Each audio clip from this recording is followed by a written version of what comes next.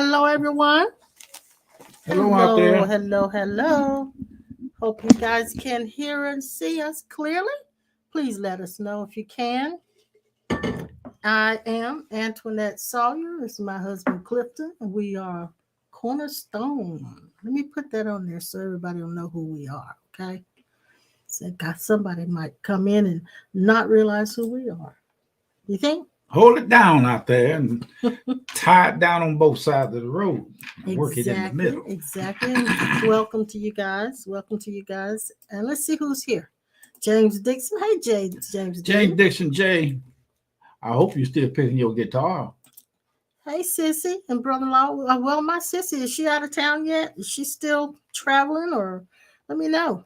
Hey, Didi and George. George and Junior.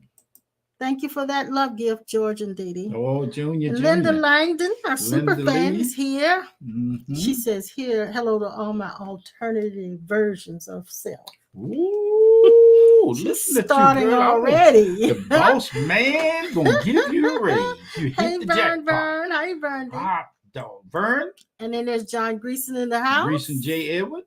Mm-hmm. Coming in. Oh, thank you. She said coming in brilliantly. Oh, who said that? Linda. She's ready tonight. Girl, you right today. You must have been eating razor soup. You cutting up some turtle here today, girl. Well, Mr. Kessler and all you little Greasons and all you little Greasons and Linda Langdon and Laverne Wilson, J. Edward Mary. Yeah, brother-in-law's listening to us. He's home alone because Renee is gone. Mm-hmm. And Renee's gone to Darius's graduation, which is tomorrow. Yeah, in Georgia. I can't believe he's 17 already and coming out of high school. That's really something. We're still 17 too. We're still 17. Okay. All right. You just wait a few minutes now. Okay, I'm going to wait a few minutes and see what's going to happen. Okay. You got something good on your plate tonight? Well, I mean, I know you got your book open now. You got something. Well, I was reading something, but I don't have. Well, go ahead through the list. You finished? Yeah, I'm finished. Oh, you stink, girl. Finished. You stink real good. Yeah, maybe some others will come in later, which is fine. Let's do a little few I am affirmations. Let's do that. And that'll give you time to get your... I'm ready. You ready? Mm-hmm. Oh, well, I'll stop. But if you're going to I am me. Go ahead. No, go ahead. We can I am later. Me. We can I am later. You go am ahead. Me. What have you got on your plate? Okay. Didn't quite understand it, y'all. What's that? When we started out in this thing, we started studying about union with Christ. Yeah, that's true. And we thought maybe with union with Christ that was a little bit heavy. I am crucified with Christ, nevertheless I live, yet not I. And we studied the Norman Grubbs and all them boys. What was the name of that organization he was with? The Intercessor? The Intercessor and Norman Grubbs and Union Life. Union Life, yeah. Mm-hmm. Union Life. And I thought maybe I was going to jump out my underwear and run down the street streaking. Now, that information was so strong. What you talking about? Stronger than Jack Daniel 100 proof. And so I said, wow. And so we started talking about that a little bit across the floor and the brick and mortar. That was so many years ago. Yeah, it's been, and we thought maybe that was the crux of the whole thing, you know. And then we go out of it, then we back into it. And I noticed as we went in and out of the teaching and talk, well, not so much teaching, but talking about it heart to heart, some would catch it, some wouldn't. Then we started, just out of the blue, we started talking about the ego, and things like that. Which was many, many years later. Yeah. Many years later. And, yeah. And I think that you ran into a young lady by the name of Judith Baldwin.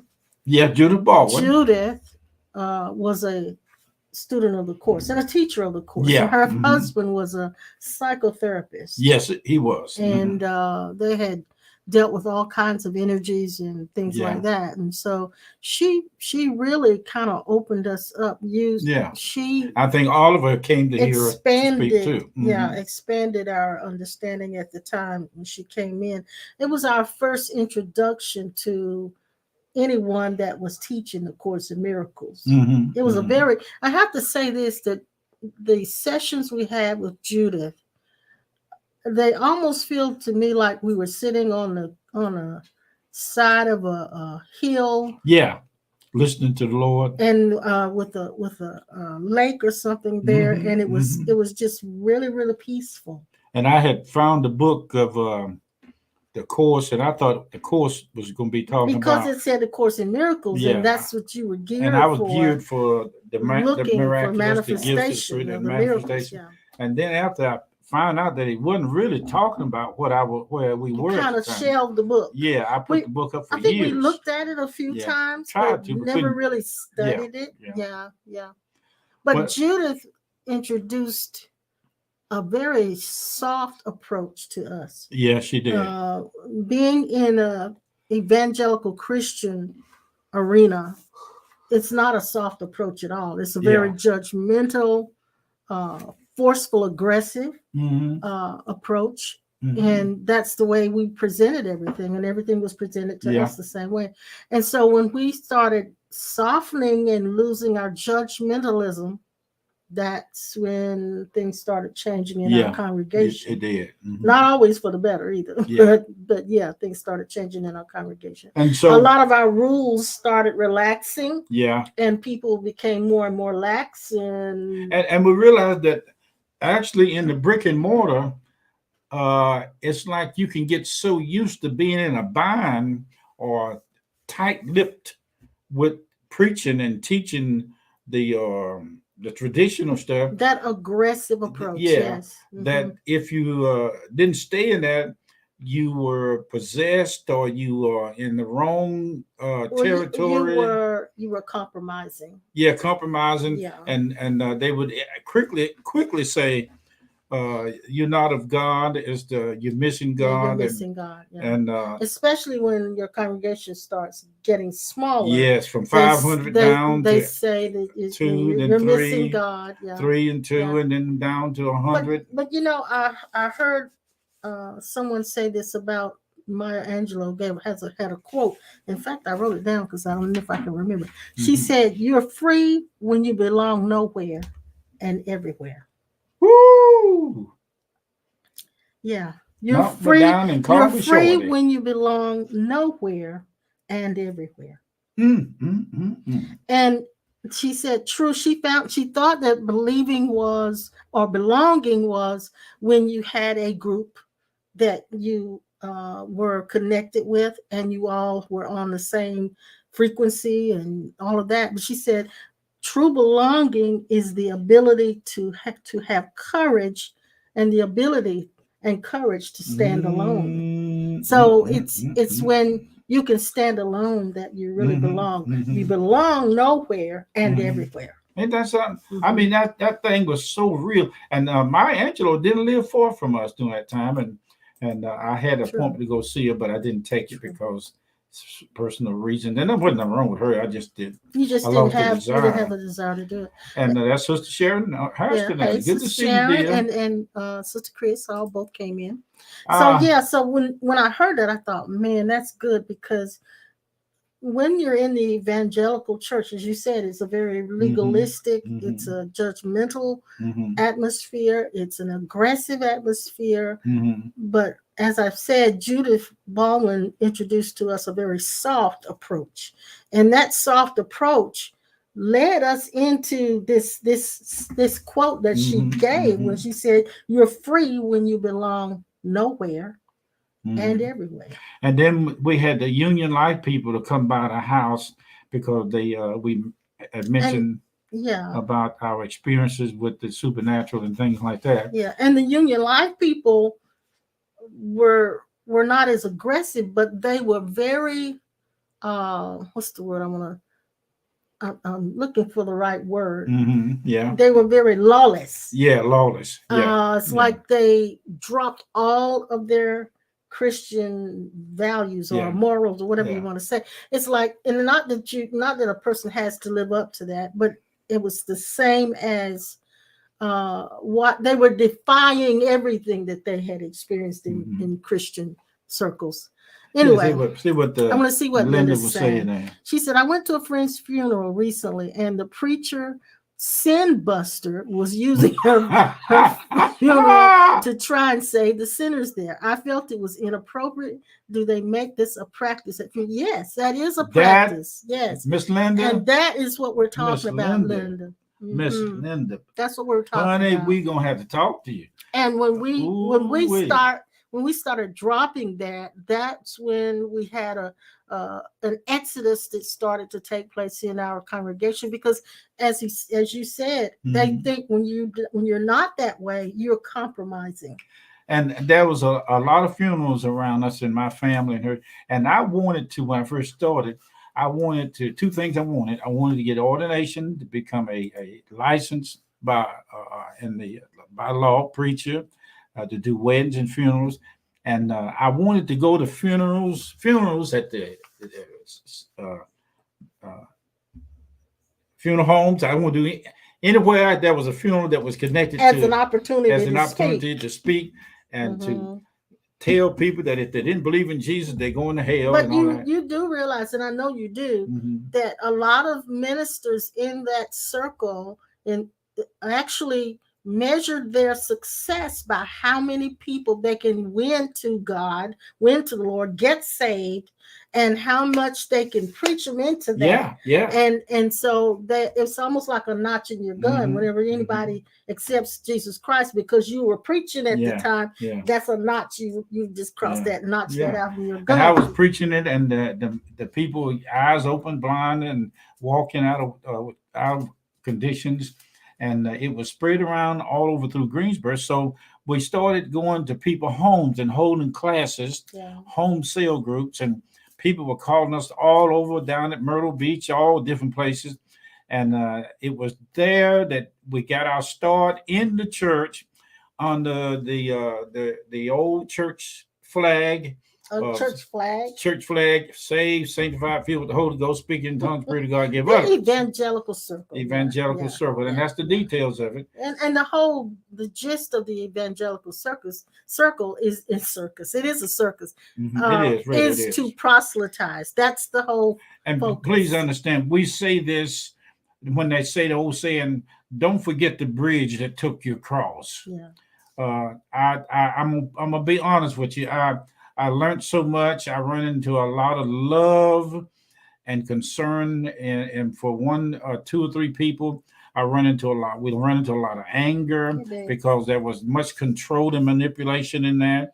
And we went to services. We dedicated ourselves to Sunday morning, Sunday evening, Sunday night, on radio, on television, things like that. 35, 40 years of it, might say altogether, maybe give or take a little. But then we never could get away from the union message, and we knew that because of our own personal experience.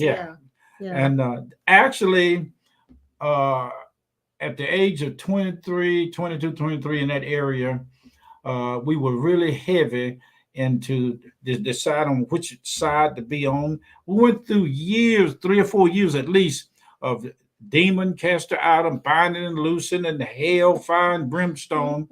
And then we tried the group that was teaching about creative ability in the subconscious mind. Subconscious. We thought that was our niche at one time. What would that be? The mastermind, and then we went into lady out on Silas Creek Parkway in Winston, Peace Creek Parkway out there at a church, Unity Church. Yes, we did. We went to Unity. We ended up going to a Unity church, the two of us. We didn't take our congregation there, but we did go to the Unity church. They were practicing at the time something called Diksha. Remember that? Diksha, transfer. Diksha is where they simply go around and someone designated goes around in the room and lays hands on other people, giving them what they call an opening for awakening. So, anyway, we went through all that. We had a couple of them come to our church. Yeah, we did. Yes. And so we've had that. We rent our building out, leased our building out to different ones who we've, with integrity, with honesty. We had and it was then that we understood the homosexual group as communities. our judgmentalism started to leave, wane, then we became more open to that community as well. And then some of the people in the congregation didn't like that. They didn't say much, but we did it. Hence, another exodus started. Another exodus. Yeah. But we found out, and then we leased our space out to other pastors, and $1,280,000 bill, and then from there we went on to different places. But that goes back to the quote that Maya Angelou said. She said, "You're not really free until you belong nowhere." Yeah. And it's the courage. Belonging is really the courage to stand alone. And you and I had to take courage. We had to have enough courage to keep going with that, against that grain. You know what I mean? And it wasn't easy. It wasn't easy at all. In fact, we feel like sometimes we destroyed our own ministry because we did it. Yeah, we did. But we couldn't stop after having seen the truth. You can't unsee. That's no, you can't. You can't reverse it. But yes, Miss Linda, we did that. The practice at funerals. That's what we use funerals for. We make altar calls and it's often done. It's often. It's done. It's done. Basically, most funerals are done like that. And then I got to the place when it's someone who was in that evangelical circle. Yes. And then we got to the place where she would do even at this point she would do some funerals. And I got to the place where I didn't want to do anymore. And I did them all. And she did them all. And I didn't want to do anymore because then I got into and I haven't stopped yet, into the deep study of life after death, near-death experiences. That's always been there. That's always been that because in my own personal experience, they came with the terminology. I didn't know why I had such a strong out-of-body experience. And then we found out about near death, and then but then you started seeing and communicating with those who had crossed over. So that fueled your research for near death experience. I mean, I'd be standing there and look, and there's some of the people's family, which was another controversy. Yes, because a lot of them said that's familiar spirits and that's taboo. You can't do that. And so you had to have enough courage to even continue with that. So when I came home, I flew home, coming on a plane, and I had been seeing on the other side. And I remember the place. I can see myself there coming through the airport in Greensboro. And I asked the question. God asked himself a question and said, if this is real, what I am seeing, show me where it is wrong for us to communicate with the other side. You really started to do some studying. I really started to read Inquisition and insight into it. So dare I say, we've said it before, that the first step to awakening is courage. Yeah. It has to be courage, because you will have to stand alone. You will go against the grain of everyone that you have rubbed shoulders with. The very ones that helped us we've lost some very good friends. We did. And I asked a question, and he said, if it is wrong for you to communicate with those on the other side, he said, the question is, do you not communicate with me? And I'm spirit, I'm on the other side. And then I went into the book, and it showed me in the book that Jesus, in order to get Lazarus out of the tomb, 11th chapter of the book, be able to communicate. He had to communicate, and Jairus' daughter was called back. And then we run across a group of preachers in Winston that wanted to go to the funeral home and raise people out of the casket, And they actually did it. They did it. They wouldn't do it, but they made a big scene, and they had to get thrown out, kicked out. But in all of this, we found a balance in it. But we run across one or two people that were really with us and helped us and loved us back into the healing presence of waking up to our true identity. Now I want to read this little passage here. It says, this isn't a journey about becoming something. This is about unbecoming who we are not, about undeceiving ourselves. We don't end up anywhere other than where we've always been. Then that's something. Except that we perceive where we have always been completely differently. I saw God put himself to sleep to come here. Then I saw God walk himself through the sleep. And then I saw God go to school. I saw God living with your family, our family, and yet in disguise as Clark Kent, but he was still God creating all these lifestyles. And then this is just a brief summary of what we went through. Let me tell you guys something. I found the real Jesus when I found out that in the book it said I was sick and you visit me not, I was hungry, you didn't feed me. That passage really stood out to you. Oh, yes. I saw, sweetheart, I saw people in heaven that bypassed, Miss Linda, what you were talking about in the funeral session. I saw people go to heaven and be with Jesus and never, ever had anything to do with the Bible or the church or the Holy Spirit like we were supposed to here. I saw God beyond the brick and mortar and the paper and ink. I saw forgiveness. Mm-hmm. And I saw, now here's the clinch to it.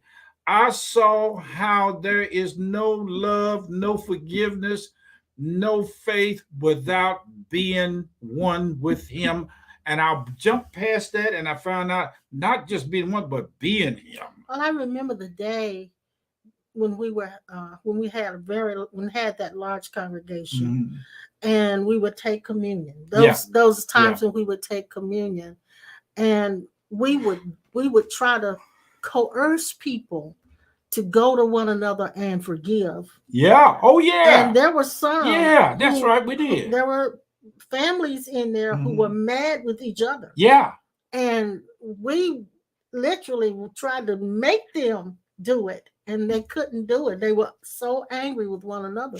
And we started a big war in our fellowship because we were trying to police it. Yeah, we were. And children told their mothers how they hated them, hated the parents and the parents the children, and yet they had to say to each other, I forgive you. But they weren't really forgiving. There's a mental forgiveness, and then there's a heart forgiveness. And that goes back to what you said you heard Gangaji say. Gangaji, that that's right. You can say I love you with the ego, but it still isn't true. With your mind and all the tremors of the ego, and it still be cold and dead. Because so it has to come from the heart. We say this in a heart. The main thing that stood out to us at the beginning was the heart of Jesus. I see his heart. I see his heart, and his heart burned with the flaming fire of brokenness, compassion. I mean, literally flaming heat. Deep, intense compassion. Compassion. With intense, and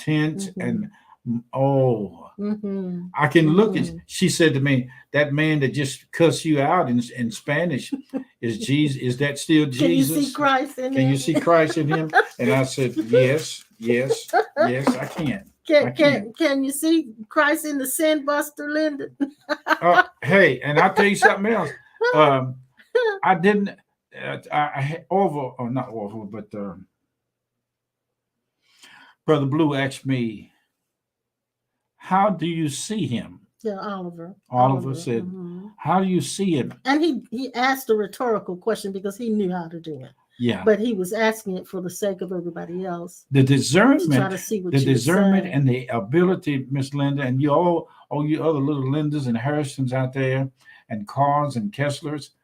I saw Jesus. I saw him, and I still see him. Once in a while when I'm talking to somebody, I let it slip away from me, but I know who it is that slip away. Now, the question was asked of me. The waves of awareness increased. I couldn't sleep, and I still deal with that now. Who is this that create the sickness and disease? Who is this that deliberately allow cancer? And even though I know the truth behind it now, I still hurt with the compassion of that heart. You still desire to remove I the do. suffering, Because and that's a legitimate desire. But we talked about this the other day. Yeah. As much as we have, I should say, let go of the conceptual self that we believed ourselves to be, as much as we have walked away from religious ideologies and things like that, we still recognize that there's a whole lot of ego still here. Okay. A whole lot of ego still here that's being worked on, but it's still here. We have studied the miracle potential of what it takes to principle, technique, and to push the energy of the Christ consciousness out of the tomb of our bodies through the openings of the nail scars in our hands and the sword mark in our rib and the thorns pressed down on our head. A crown of thorns crushed down made openings in our head for the mind of Christ to come through. The punching in the side with blood and water was a sign of the given birth, the real birth of Christ. The new born again self comes with blood and water through identity revelatory exchange of who was that soldier that stuck us or Jesus in the side. Did he really hang on a cross or a tree? The question is, it doesn't matter, but we know that I met you and I met the real Jesus. I know the real Christ now. I know him. But and I know what your conversion experience was like, and you've shared it many, many times. Yeah. But I still, and even the desire for you to get rid of the suffering and the things of cancer and all of those things, you're really going after how to alleviate those things and eliminate it. I still believe that life is shoving in our face a mirror. Yeah.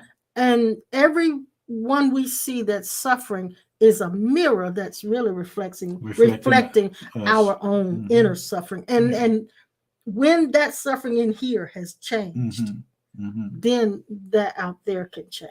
I can't, if I look at television, Miss Linda, and I see these dogs that people leave and they are so, I don't even like to talk about it. And there's something, I sit there with tears. I can't take it. And there's something there is a part of you that goes after that pain and wants to see it, and then I make myself stay suffers for it. I make myself stay away from it. Yeah. I found Jesus. I did. So the pain, and we talked about this, the real conversion experience when you saw the broken heart that Jesus had. If that is true, that life is existing to give you a mirror in your face, then what you saw was your own broken heart. Yeah, I did. And that was what, he was me. Yes. I didn't tell him I was him till later. Now, and I mean what I mean. I'm not talking about him being us and me telling one with him crazy, like Miss Linda, you talking about at this funeral. I'm not talking about like that. I'm talking about every day saying, now, some of the craziest ideas come up with this, but I know now that something, and you know what? Everybody at these funerals, Miss Linda, they tell you that if you get saved, that's all you need to do and you'll get changed. But I found out there are some things that are not going to change where you are at that stage. Some things will remain. You will actually, by the grace and the revelatory insight, you will be, let's put it like this. Christ appears to you in the midst of the storm. In the Bible, the mm-hmm, storm stopped, it ceased. But in waking up in some areas that I am aware of, the storm never stopped, but I'm still made whole in the midst of the Well, storm. you brought up a good point. One can wake up and still have lots of ego still Mm-hmm, active, mm-hmm, mm-hmm. still active, and that's why I say, in even though we've had this great opening, our eyes, our outlook, and everything has completely done a about face. I still recognize the ego. The Yeah, ego yes, here. it becomes apparent. It's clear. Mm-hmm, It's so. mm-hmm, It's like mm-hmm, all of a sudden you come to the end of a cloud and it opens up, mm-hmm, and mm-hmm. you can see the whole thing clear. But to put it in words, And Miss Pearl, I'm gonna say, Miss Pearl, you've been with us for years, mm-hmm, and you've heard this over and over again. I look at Brother Charles and I look at the people that have been in our congregation that have been sick. I know now, in the midst of that struggle of sickness, that Christ identity cannot be wiped out just because we can't see beyond the condition. right, right, It is right. something to see this. And the glory of God is discerned with no hesitation. I please believe this. Please know this. I know how God forgive people through it. I went to a wedding. A lady said to me, she called me my first name, Clifton. She said, I will never forgive you. Mm-hmm. What you did to me, I will never forgive you.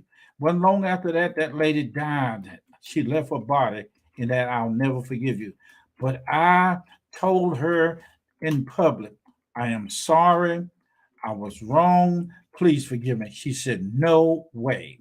Now I knew that wasn't Jesus, but yet it was him showing me how that there's only one person, one being in this universe that can forgive, whether they sit Mm-hmm. in the right or left Mm-hmm. brain, is God. Exactly, I exactly. understand now how to work with God, Mm-hmm. be God, Mm-hmm. and yet look at something that will never change and forgive. So I've come to understand that God, this thing is the something. Ooh. awakening experience Mm, really mm, mm, causes one to really take a good mm, mm, look mm, at mm. themselves, and we keep meeting those that will stir up stuff in us, Mm. uh, adversity in us, Yeah, yeah. because we must look at ourselves. We cannot turn One of our the face away from one ourselves. of the We cannot turn away from That's ourselves right. One of the because strongest things, everything. baby. I need to say this right quick, Okay, if you don't mind, please. go ahead. One of the strongest things I had to forgive God for and myself for is the change that you went through with your skin, Mm-hmm, the vitiligo, mm-hmm. and I remember when it started, and then when it finally came to the real experience of the way you look now and change, I had to forgive God. I mean, once And in a it's while, still it still changing. comes up, and it's still It's changing, still and it comes changing. up, Yeah. and I say, God, even with my church and building and you, I said, why did you take that from me? Why did you take that from me? I said, please explain this to me. So I had to deal with it, You and you still do, have to and deal still with have to deal that. with it. So But now we that goes understand. back to what I was about to say, is that Mhm. the awakening experience almost forces you to take a good, strong look, hard look Oh at yes, yourself. yes. And you can't turn away from it because No, everything has to be dealt with. that's right. Everything must be dealt with, and it will the awakening experience will cause you to, it will bring up everything you swept under the carpet, everything you swept under the carpet, under the rug, to try to ignore. It Because will bring yeah, all of that up. I'm like everybody else. I think if you get saved and get the Holy Ghost and stuff like you hear it at the funeral, Yeah. Miss Linda. By I'm the way, thinking, look what Linda what said. you say? She said, "Yes, I saw God playing the part of a sin buster." Ah, And she said, "I wondered what he would have said if he knew everyone at the funeral was already saved. yes, The funeral would have been much shorter." yes. You could have he would have dropped his false teeth out of his mouth if he didn't. And if he had some in there that was rotten, they'd have fell out or got healed. Don't make no difference. He would have said, "Amen," and everybody going about the business. And see, that's the thing. I have seen ministers give those altar calls and nobody come up because everybody in there was saved. And what we noticed in churches a lot of times was those who were already saved just fell under conviction again because they realized I'm not living the way my pastor said I should live or the way they said I should live. And so they feel like they got to go back to the altar all over again. You know, Miss Linda, I heard a lot of people for the sake of being the man of God. I heard a lot of people, and they were in a personal life. And there's some of my friends that one or two of them I talk to now that lives up in the high places. They still think that way about curses coming on people, and all kinds of afraid of everything. Afraid of everything, and even the evil that people do. They still talking about Satan and Lucifer and all that. I understand. Trying to clean their churches out. I mean, it's just. I asked God. I told him. I said, said, Miss Linda. I said, I want all the sin in my church out. And he said, I want to get it all out. So I went to the door, and in my inside, and I opened the door, and I could go with it, or if I get everybody else to get sin out of church, you have to go with them. Yeah. So I decided to stay, and eventually, what happened when the damn panic or the pandemic came, I was hoping that we were strong enough in this to hold on to our church building, and it didn't work out. When it first started with the drop and the fall of real estate. Yeah, it was a process. Decline, gradual decline. All I can say is that at this point in our life is a very seemingly crude moment, but I've never lost sight of Jesus. I see him everywhere, and I talk to him, and I'm talking to him now. Online right now to all of these Christuses and holinesses and sanctifiers and prayer warriors. Now that we found out who he is, I am so grateful. I am grateful with the heart of God. I'm satisfied. I told one guy, I said, what if you find out that Jesus was Joe the plumber? And that he was just an good old guy. And the guy said to me, he said, but he's not that. I looked at him and I had to rah, rah, rah, rah, rah, rah, rah, rah, rah. I had to bite my bottom lip, and I wanted to tell him, man, if you only knew who you were and who it was that was talking to you, you would actually melt in the floor. But I didn't. I loved him, and that's when I switched over to the love of the function of Jesus, the love of God. Okay. I'm going to read just a little more. I don't know if I took you off of your you didn't. beaten path, you didn't. But I'm going to read this once more. I don't have very much more to say. Okay. But that's fine. You go ahead. And I've read it once, but I want to read it again. It says, this isn't a journey about becoming something. Right. This is about unbecoming who we are not, about undeceiving ourselves. We don't end up anywhere other than where we've always been, except that we perceive where we have always been completely differently. We realize that the heaven everyone is seeking is where we've always been. And then he said this, he said, so one of the most important steps is to come into agreement with your life so that you're not turning away from yourself in any way. And the amazing thing is that when we are no longer turning away from ourselves, we find a great amount of energy, a great capacity for clarity and wisdom, and we start to see everything we need to see. And that's why we must not turn away from ourselves, because we've got to see through every illusion, even the illusion of our own inner suffering. We've got to see through every illusion. We are the eternal self. Yes, we are. We We are are. the eternal called who are we? We are the who we are. We are that. We are the who is that. We are the what is that. We are the how is that. We are the when is that. And the location of that.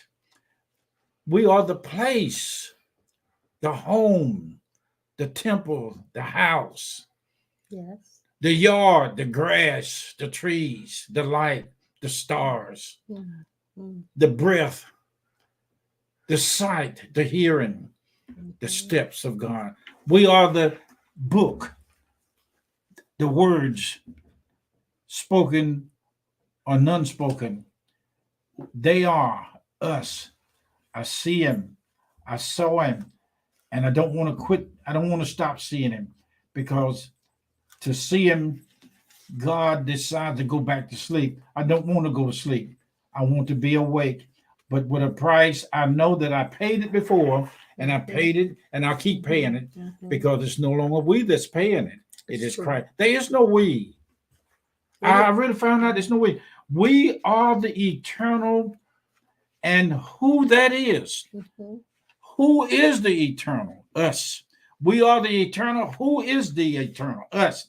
We are losing. Some people say who is losing their mind? God is losing his mind to the lie in this dimension of being separated from himself. Yes. Yes. Now the sleep is gradually peeling off like dead skin. And yet we created all of this. The breath of God is who we are. Man of the universe. I like what he just commented. He says, if you can put someone or something above you, then you can put someone below you. Yes. I wouldn't personally say that I am God, but I wouldn't say that I'm not God either. Oh, you know what? I love it. Oh, if I could get my physical just wrap around you and just squeeze the honeydew out of you. Like the dew in the morning that rests upon your heart. Thank you so much for that. Yeah. I drop tears when I'm talking about this, because there's him that has a want for the words, the right words to say. And it's not a word that can be said to describe something that does not have words to describe with. Yes, yes. Okay. God is experiencing us, and we are experiencing him. But the we that is experiencing God is himself. Mm-hmm. Well, you know, what man of the universe just commented, I had in my notes here that when God is speaking to us through providence, it means using whatever is available. Sometimes you'll open a book to the perfect place, and that'll be what you need to see or hear that day. Or someone will speak just the right words, like he's just spoke the right words. Yeah. Or a song will come on the radio, or some coincidence will happen. A book, a video, a TV program. Some things just show up when you need to hear it, when you need to see it. When I look at these programs, America Got Talent. These people come on there. They sound different when they talk, but when they sing, I can tell it's like another being, whosoever. Miss Linda, I got company. My buddy just walked up, bless her heart. She's been a little bit low key today, Miss Linda, baby girl, and she comes over about this time and says, "It's time for me to get my little chin scratched." So I scratch her bottom lip, and her nose is just as juicy over here. And she's looking at me. She's my baby girl, and she's been a little bit low key today. I got to give her some attention. but she's been out running and playing. But She's been shopping. yeah, Went been to shopping Lowe's. to the Lowe's, and everybody at Lowe's love her, and they make over and said, "What is baby? What the baby's name?" And we said, "Baby girl." And so she and you know what, Miss Linda, she's beginning to watch television more now. Look, see, she bring up when she know you're talking about. She was sitting right there in front of the television. She's still in the show right now. She is. Well, Miss Linda, we just talking, we just having fun with baby girl. Baby Sandra girl. said she loves baby girl. Baby Yeah. girl, she's a sweetie pie. Yeah, she is a sweet pie. But thank you guys again for the moments of the precious time. Look at that. There she go again. Look at that baby. She's doing that scratching in the floor. She's playing. Yeah. She's playing. We love you with the Christ that you are. And if there was any way that you were not the Christ, which is impossible, we would love you with the love that you're not aware of, that you were made I really like what Man of the Universe put on. Yeah, I like that too. That's good. really good. Thank you so much for helping us financially to stay online and keep things going around the house. You are a Christ taking care of himself through the monetary values and every little bit that you send to us is greatly appreciated. It is. Okay. It is. Well, are you done? Yeah, I'm done. 3 minutes like Quaker Oats. I'm done. A short one tonight. Yeah, thank you for supporting us. Hey, tell Pastor Sawyer I said hello. Pastor Sawyer, I'm talking to me, Sawyer, to him, Sawyer. Tell Pastor Sawyer we enjoyed his class tonight, and Man of the Universe. My name is Man of the Universe too. That's who I am, Man of the Universe. And thank you so much, Miss Sandra and Jill and Apostle Norman Strong. Strong Norman is out there today. Thank you so much. Yeah, we thank you so much, and it's not enough words that we could say enough of to say we appreciate. Well, this was a short conversation, but it was worth talking about. And we forgot about it. We'll be back again on Thursday. Is that right? Thursday for impromptu. Yes, at 12:30. Yeah, we'll be back on Thursday at 12:30. And if you guys are able to tune into us, Pastor Norman will be with us, and we'll talk to him and have a good time talking about these crazy things that we are in Christ. Okay. Yeah. You guys sleep well tonight. Rest good. And Man of the Universe, thank you. What you said to us, all of you, with presence, has been established in our memories as food that we can feed on to continue to bring forth awareness of our latest experiences with walking as a Christ being. Okay. You talked about miracles. I believe that when we come together in this spiritual community, even though we're not physically together, that we are creating an atmosphere of miracles. Yeah. And I do believe that anything that's needed, Spirit is available, and wherever any of us are that needs that miracle, and it can happen. It can happen just because we're creating this frequency of miracles. Yeah, that's true. That's true. Yes. Thank you again. We'll be back on Thursday at 12:30. Yes, sir. And in the meantime, keep your nose clean, your britches on. Hold it down on both sides of the road, the left side, the right side.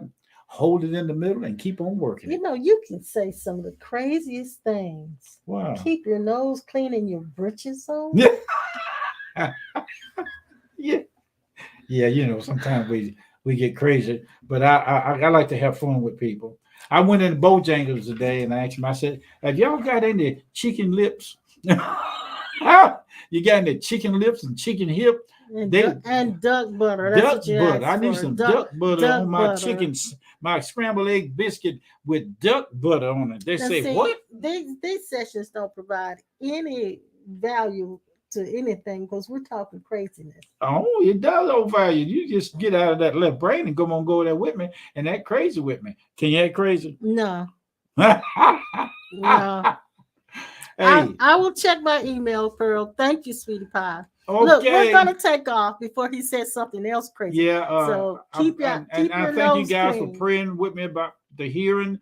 I'm having a good day today with that hearing. It hadn't shut down today. and I haven't fallen. I'm wobbling when I walk, but I'm still, Sister Sharon. I'm still walking and still taking a step at a time down the merry go yellow brick road. Okay, see you later. Bye, y'all.